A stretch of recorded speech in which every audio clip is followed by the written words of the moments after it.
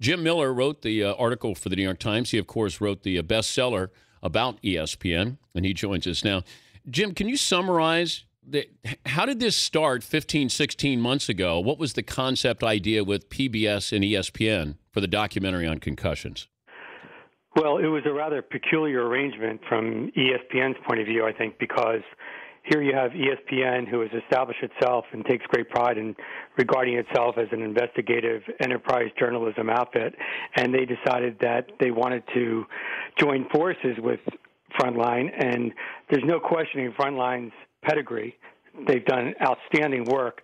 The question is, was this a smart alliance? And I'm not Monday morning quarterbacking here. I had said it 15 months ago because it was just a head scratcher. It opens up a multitude of questions, which is, basically how are the two organizations going to work together? Who's ultimately going to have editorial control?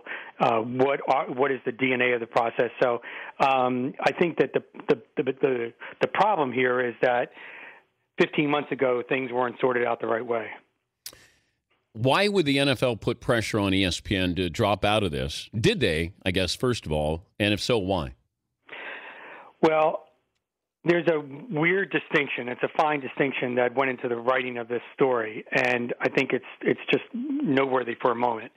The NFL, whether you want to call them the Star Chamber or whatever, they don't directly, in this case, put pressure. They don't say to ESPN, pull out of this arrangement.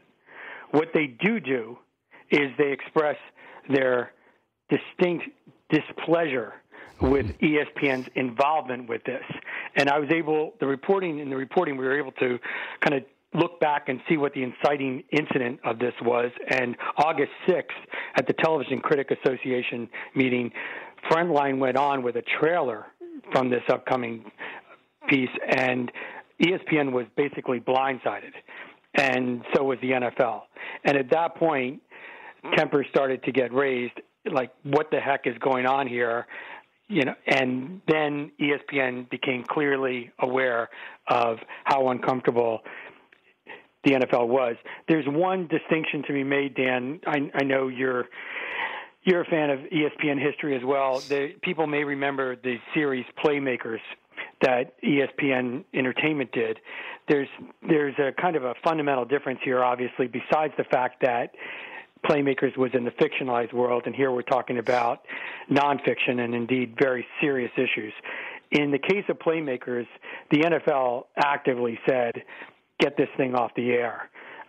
Here, they expressed their displeasure and they're upset at the fact that the ESPN was involved with this to such a degree that ESPN basically, had no choice. Okay. Well, it might be semantics there that we're angry at you, take it off, or we would strongly encourage you to back out of this documentary project with PBS. What I want to know, though, Jim, is what was in this trailer? What's the information in there that ESPN didn't realize was going to be in there and that shocked the NFL, disappointed, angered the NFL?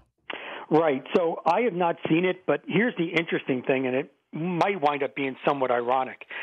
There is supposed to be a compelling narrative in this documentary that has been put together that has yet to be seen in terms of tracing the pedigree of what the NFL knew and when it knew it, and also understanding, taking a wide array of reports from other organizations and using some original reporting to make it a complete picture. And evidently, when the complete picture comes across, it's far more deleterious to the NFL than otherwise imagined. I think that the trailer that was shown at TCA had a tone that really upset the NFL. Well, I'm just trying to figure out exactly. Does this say more about ESPN or the NFL? I think in a way we shouldn't be surprised. Look, the NFL does what it does.